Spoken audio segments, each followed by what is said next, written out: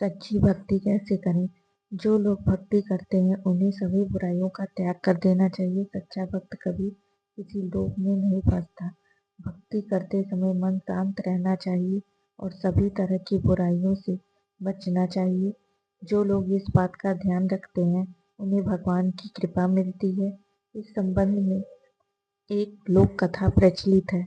कथा के अनुसार पुराने समय में दो संत एक साथ रहते थे। दोनों की भक्ति का तरीका अलग अलग था। एक संत दिन भर तपस्या और मंगल मंत्र का जाप करते रहता था, जबकि दूसरा संत रोज सुबह शाम पूजा करके भगवान का भोग लगाकर खाना खा लेता था। एक दिन दोनों संतों के बीच झगड़ा हो गया, क्योंकि दोनों खुद को श्रेष्ठ बता रहे थे। इस दौरान वहां से नारद मुनि गुजर रहे थे। नारद मुनि ने दोनों को झगड़ते हुए देखा तो वहां जाकर उनसे पूछा कि आप दोनों क्यों झगड़ रहे हैं।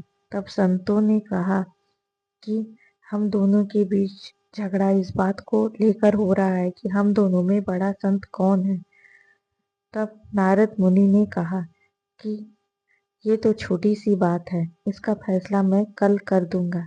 अगले दिन नारद जी ने मंदिर के दोनों संतों की जगह के पास हीरे की एक अंगूठी रख दी।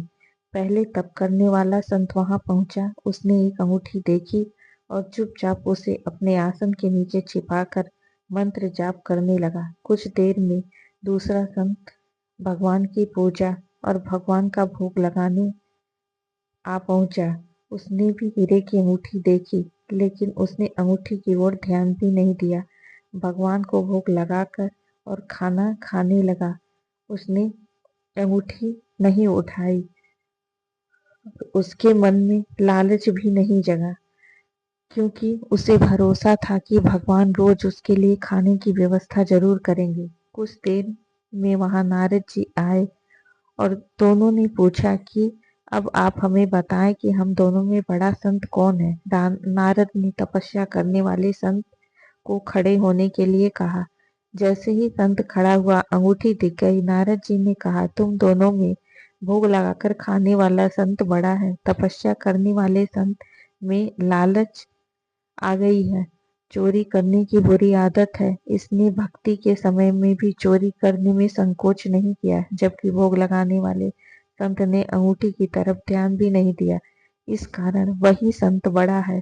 इस कथा से यही सीख मिलती है कि भक्ति तभी सफल होती है जब भक्त के मन में लालच, बुरे काम, बुरे विचार ना हो। जिस भक्त के विचार पवित्र होते हैं वही सच्चा भक्त है। सिर्फ उसे ही भगवान की कृपा मिलती है।